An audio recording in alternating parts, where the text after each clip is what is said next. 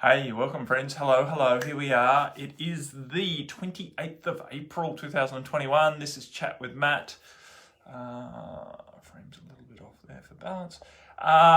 Chat with Matt, about half an hour to talk about whatever's going on for you guys. Answer some questions, create some transformation. We're not doing light language or anything too exciting like that. Just a good old chat about whatever's going on, and we'll see what information and what transformation we can create.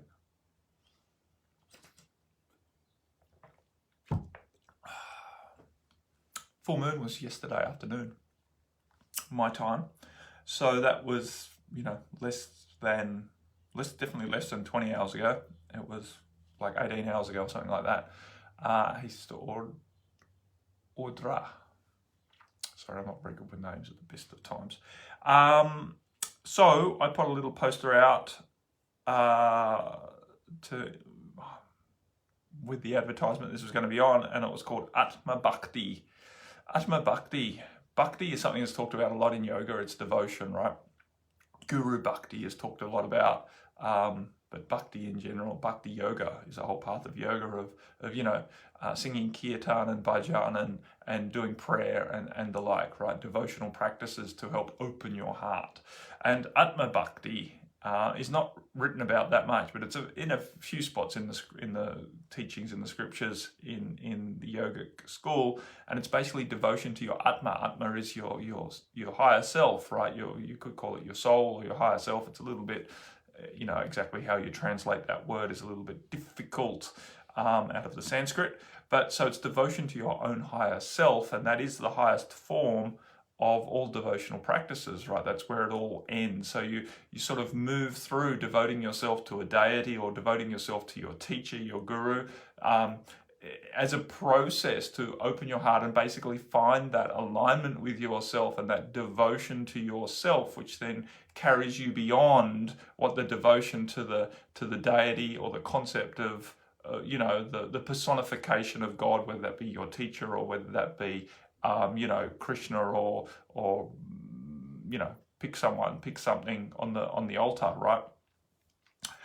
Quite often in the guru, in yoga, it's the lineage, right? So your guru's guru, right? Where it's coming down from the great masters of the Himalayas and whatnot. That's where the devotion is put towards, but ultimately you overcome it to find, not that it's wrong, it's a pathway to opening your heart. And I've used it, I went to satsang for 16 odd years, singing and praying and opening my heart to the guru and the lineage, only to find that I needed to step beyond it, which is a very common experience, right?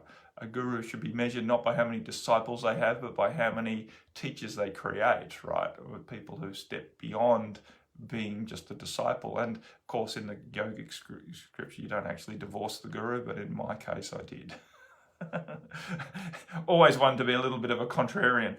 Anywho, so that's the poster that I put up there to really help you understand or get this concept that devotion is devotion, and all devotions, whether you're devoted to your child, whether you're devoted to your parents, whether you're devoted to a teacher, or whether you're devoted to a concept, a personification of God, ultimately all of that, as you start to understand that we are all one, leads you to understanding devotion to self with a capital S. So hopefully that makes sense for those of you who are interested in that topic. Anyway, I'm going to read the question that came in from Jen Burns, which is reasonably big. I'm going to change my glasses to my reading glasses for that. Yeah, that's much better. 2 sets of glasses, right? Anyway, the topic of shadow work feels really alive for me right now. Feels like I'm undergoing a paradigm shift where it's not just, in caps, about accepting all that is love and light. It's about accepting all, including darkness, our shadows that live in all of us. Yeah, well, that's what acceptance is, right?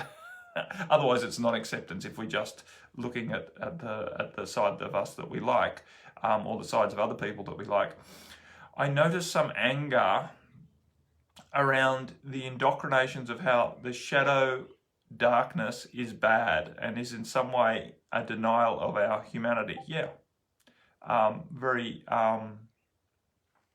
Very common that you should feel angry about that, because it's basically limiting your ability to meet your own needs, right? Which is self-acceptance, right? We all desire at some level to accept ourselves fully, and the narrative that the bad side of us, quote unquote bad side, and you know, that is completely a judgment, but the dark side in comparison to the light side, which is just a form of human nature, right? The greedy aspect of humanity, the selfish aspect of humanity, is in somehow wrong and bad and should be eliminated rather than accepted and worked with. Because it's not wrong to have a greedy side to yourself, as long as you can manage that from an empowered perspective, right? It's not that we should become so altruistic that there's no longer a shed of greed inside us. That level of fairy tale expectation is what keeps people unhappy, right? Expecting themselves or measuring themselves against some sort of ridiculous expectation that every time, if they feel any greed inside of themselves, that they're somehow failing, right? And then they diminish their vibration. You know, we're human, we have human characteristics.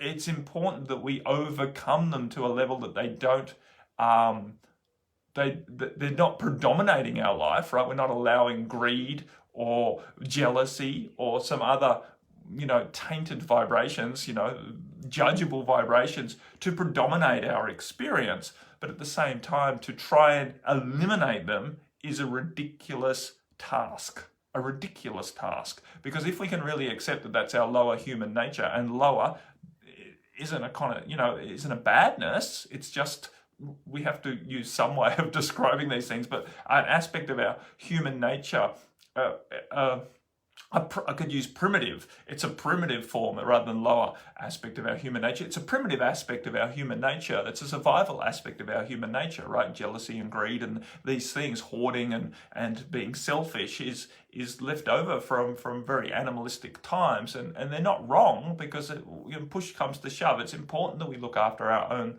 life force on this planet, right? So because otherwise we can't have the experience in the body. So, but at the same time, we can allow ourselves to have an understanding of how that all fits in. So I haven't finished reading your question, but first and foremost, you know, don't make yourself wrong for feeling angry that these unrealistic expectations of what shadow work is all about, eliminating these aspects of self, you know, is ridiculous. And it's part of the dark agenda, of course. The dark agenda has come in through spirituality. Where was I talking about? This was yesterday to some group of people, or the day before. Anyway, I've been talking about this regularly and recently, about how, you know, the shadow, the dark agenda, right, which is not wrong either, but it's just been working, and it has had the power of late to work to suppress the light aspect, which we align with. But the dark agenda has, you know, rather than just try and squash the light completely, they just go in and they corrupt. So, you know, they've been through, in the last couple of thousand years, they've been into all the spiritual schools and slightly corrupted them to keep us disempowered. And some of the ways that it's been, you know, this disempowerment, so they allow us to worship the light, they allow us to give us that outlet, but they've created various disempowering narratives and threads throughout that keep us small. And so a lot of what we're doing right now, that's right, it was in the full moon call that I did just 18 hours ago. So the opportunity is there to recognize that a lot of the programs that we're running around what transformation is about and what shadow work is about have been influenced by dark agenda, right? They're not pure teachings from the highest light come down, handed down by God or source or through the sages. They've been corrupted, just like the Bible has been corrupted. All the spiritual texts have been corrupted. They've been written and rewritten by various men looking to maintain control over the congregation or the population, right? By slightly changing. The essence of the teachings are still there, but they've been overlaid with authoritarian control structures, right, and various things. And part of this is this very strong polarity of good and bad, and we should get rid of all of the bad before we're good enough to be acceptable, right? we are good enough to be acceptable right now as the magnificent being of divine manifestation that we are, including all of our human qualities. I'm going to read your question eventually. Here we go. I'm going to keep reading. I noticed some anger around the indoctrination of how the shadow darkness is bad and that was in inverted commas, by the way, and is some ways a denial of our humanity, ironically disempowering us. I'm sick of all the spiritual bypassing I witness, and I feel angry at the spiritual definitions that act as if the love and the light is all that we should strive for, and who is a good person is the person with the least darkness, rather than can we strive to be the most integrated, yeah, that's the word, integrated, the most integrated, empowered humans we can be. I want to hear your thoughts. I think I've given you most of my thoughts on that before I actually read it. So exactly, the pathway forward. So I also say that, you want to put your focus on the light, right? You want to be focused more on love. Definitely. That's what you want to focus on.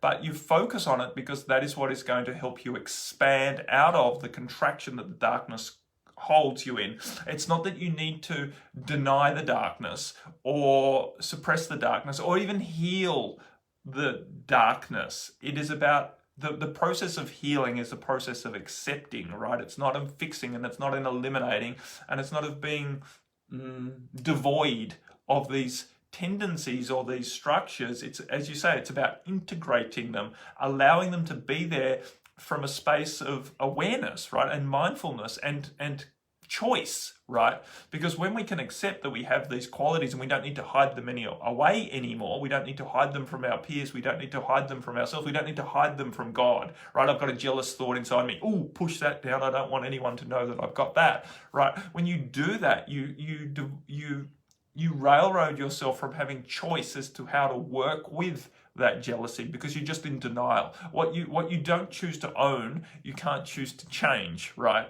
That's the point, right? If you don't own it, you have no authority to change it. So we have to be willing to own these qualities within us so that we can work with them in an empowered way. We can notice what jealousy is actually helping us to achieve, right? It's an identification of some aspect of us that we feel lacking in and we want, and therefore we are instigating a competition type arrangement that someone has what we have and what we want, and we think that somehow we need to compete with them to get it from them, right? That's sort of what jealousy is all about.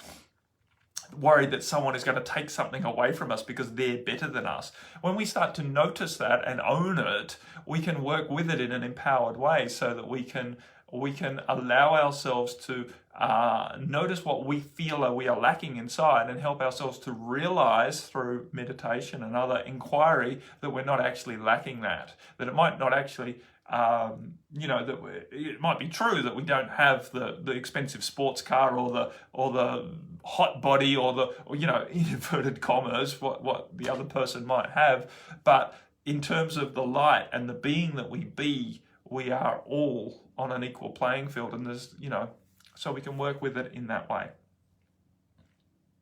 It's about being willing to let go of judgments, because as soon as we judge something and put it in a bucket, right, then it makes it very hard to evolve, right? Because if we already draw conclusion around something is bad, then it makes it very hard to work with that quality to actually grow from it and to grow out of it in some ways, or grow out of the limited form of it. We're all here with the ability or the potential for evolution. And so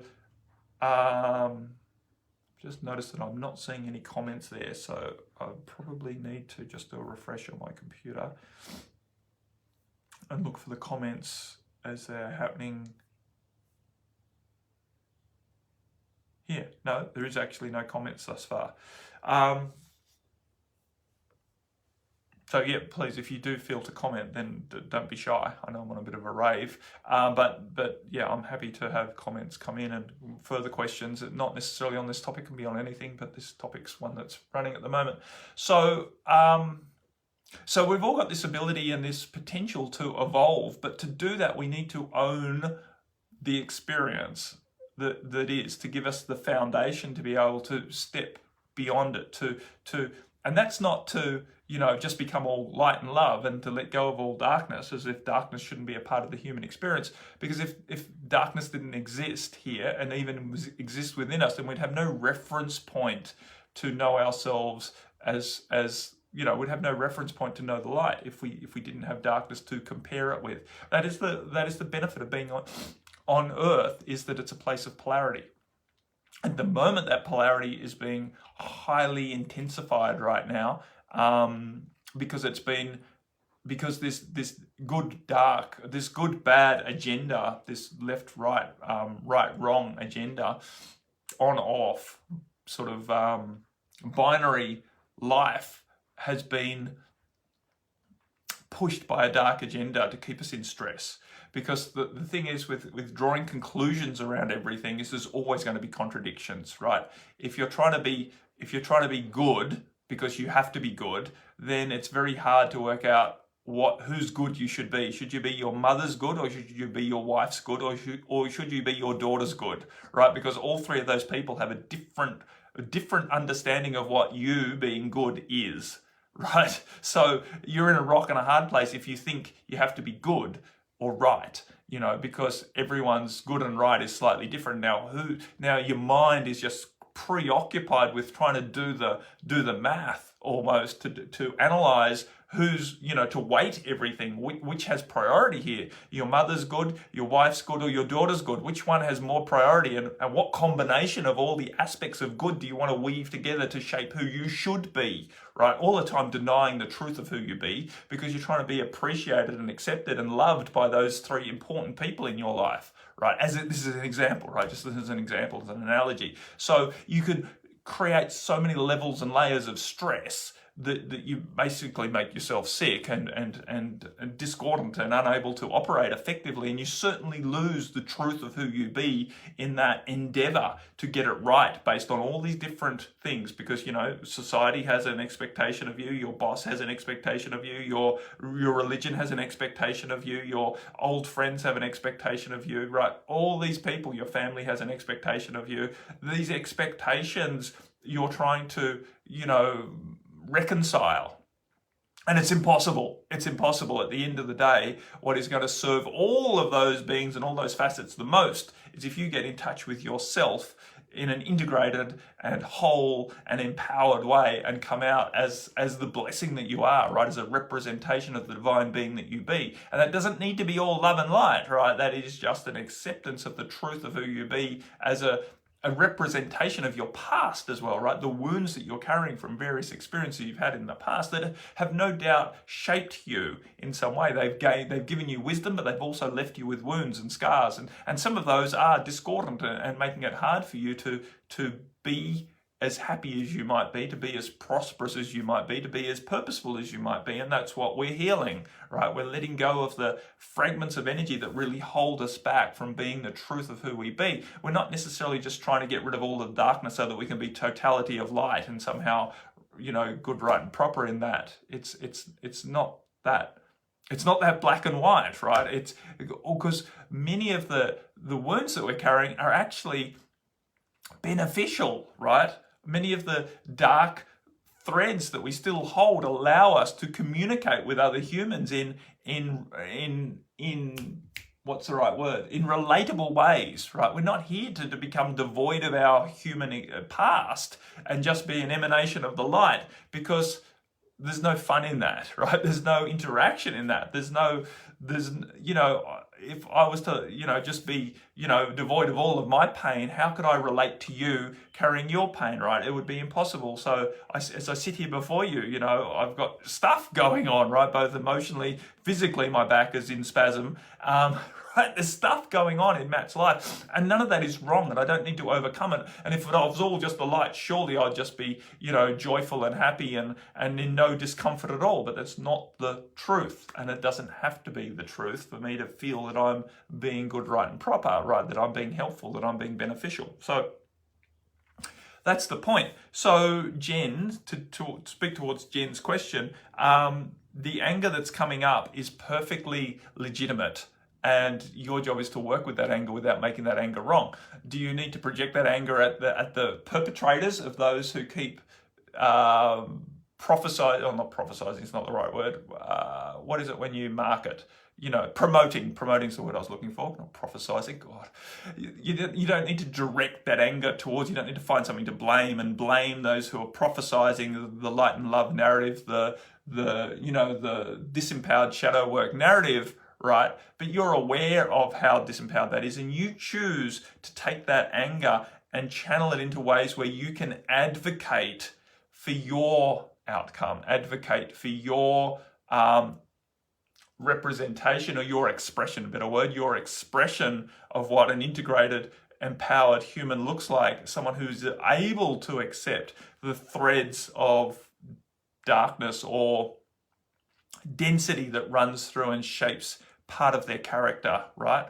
Being willing to accept those aspects of character that are a little bit more shady, and work with them in an empowered way, and look to where the benefit of having those aspects of character are, right? What's the benefit in that?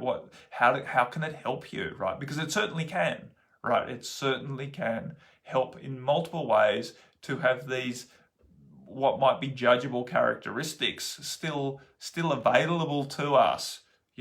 Sure, we don't want to be predominated by them, but we don't need to be devoid of them either. There is a middle path, right? This idea, a lot of what I feel this particular period of time is about finding middle ground. It's about letting go of this or that, left or right, red or blue, black or white, right? You're with us or you're against us, right? It's so intense right now how much pressure there is to take a side, that it's obvious that this is coming up to clear, to be reconciled, so that we can let go of needing to be so polarized in the world and allow ourselves to find a middle ground of acceptance. And some people say, well, there's no middle ground with racism. It's like, of course there fucking is, because we're all got threads of racism in us. Not just white people, but all people have threads of racism where we naturally have been programmed in our head that we favor people who look the same as us. It's a very, very natural biology. And if you can't recognize that and you can't reconcile that, then you are never going to really overcome the whole racism thing, right? Because we have to recognize that to work with it. Not just to make it fucking wrong and then declare that I'm not a racist and I don't see colour. It's like, fucking course you see colour. If you don't see colour, you're not aware. So we all are different. And it's not just within colour, right? There's all, it's, people who look the same colour-wise also, look at what happens in Africa where they fight each other based on various distinctions that they have, right? This is very, very common lower human behavior, and it's not going to go away, but we can expand out of it. It will still always be a circle within another circle, right? As we keep expanding out, we still don't have to get rid of the smaller circles, right? As I was talking yesterday, as a lot of people see 3D Earth going in one way and 5D Earth going in another way, and it's not happening that way. 3D Earth is here and 5D Earth is expanding out around 3D Earth. So 3D Earth is still encapsulated within 5D Earth. And the bigger that 5D Earth expands, the smaller influence that 3D Earth has over 5D Earth, because it becomes a smaller percentage. It's the same with us. We still carry a lot of idiosyncrasies. We still carry a lot of shadow within us. But as we expand out into the light, those aspects of shadow become a smaller influence because they're like a smaller percentage of the totality of which we are. And that is the process of spiritual evolution. It's not leaving behind. I talk a lot about release, but all that we're releasing is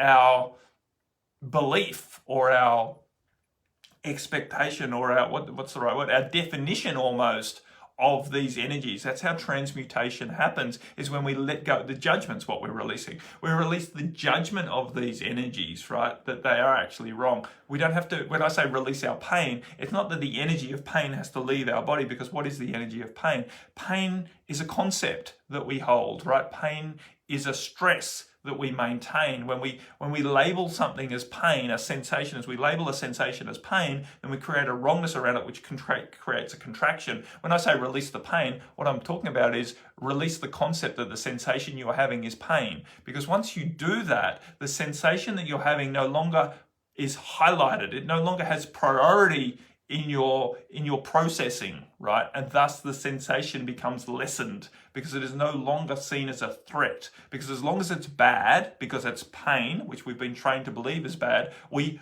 heighten its importance. We push it up the priority list, going, I have a danger here. This is how the mind's thinking. I have a danger here in my lower back. It's called pain. Something is wrong. Something is wrong. Something needs to be fixed. Right now, if I can reprogram myself and go, I'm having a strong sensation in my lower back. I'm choosing not to believe that it's dangerous. I'm choosing not to believe that it's wrong. It's just a process of transformation. I'm actually letting go of a lot of old energy around being unsupported, particularly emotionally, as this is on my left lower back, right?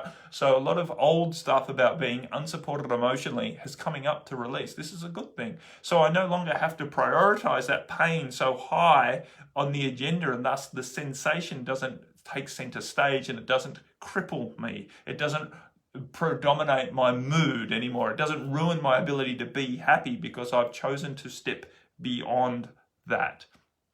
That's the process. So we're doing the same with, say, a concept such as racism, right? We recognize that we have such pre-wiring, all of us. We also can recognize that the white Anglo-Saxons and white Anglo-Saxons male have had the upper hand in controlling society for a long time and have rigged the system in their favor against other races and other sexes and other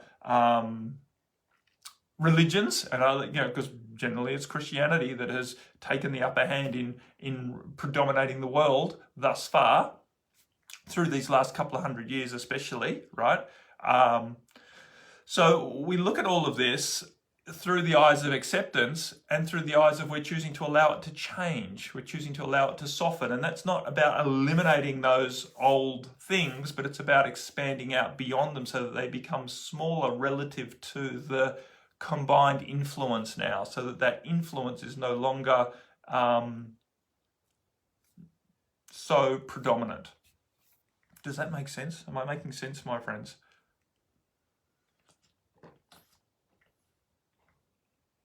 It's a big topic.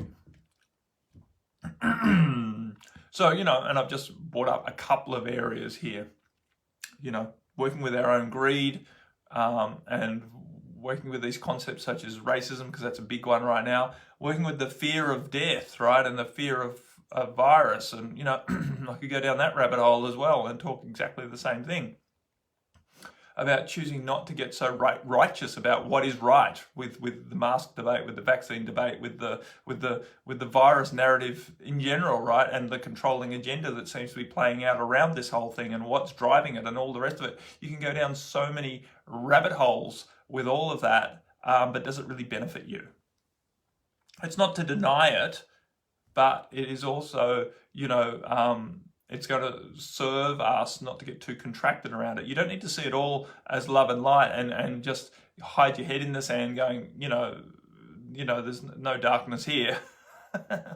That's not going to help. But at the same time, getting stressed around what's right and what's wrong, and that something's dangerous, someone's deliberately trying to harm us, doesn't help either. It's about finding that allowance for a process that's in process, right?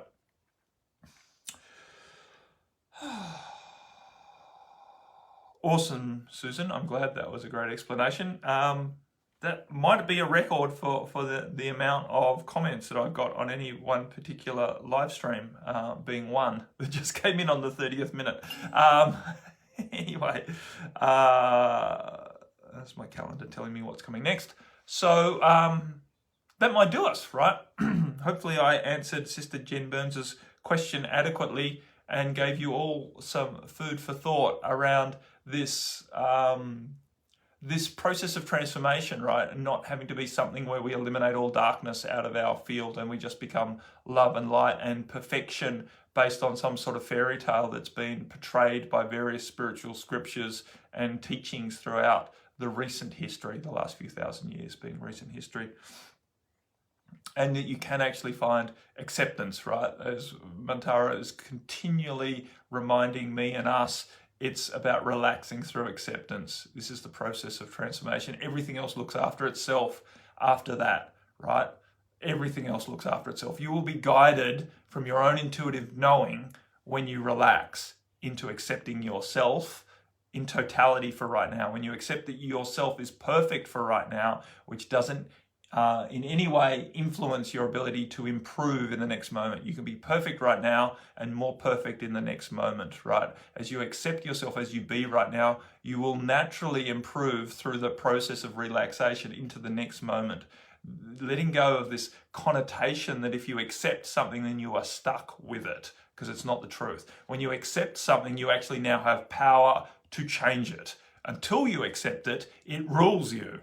Right? Because you can't change it until you accept it, because you don't own it. So part of the biggest, greatest part of spiritual transformation is taking responsibility to accept ourselves exactly as we are right now. That is the responsibility, that, letting go of blame, letting go of this idea that we're the victim, and actually owning exactly as we are right now, which then gives us the power to change exactly as we are right now in empowered ways.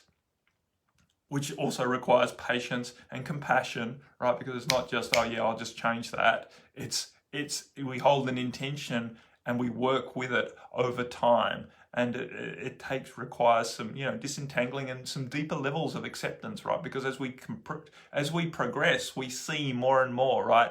This is not like, oh, look, I can see that this jealousy is what's creating a lot of problems in my life. I'm going to work on releasing that. Then everything's going to be good. As you work on that one aspect of jealousy, you find out what really drives jealousy and what these lacks are deep inside of you. And so you get the opportunity to keep working and working and working, and there's no real end to that process, and there doesn't need to be an end to that process, because you don't need to complete anything. You don't need to become some template of perfection before you can have your happiness and purpose and live a very fulfilled life on this planet, right?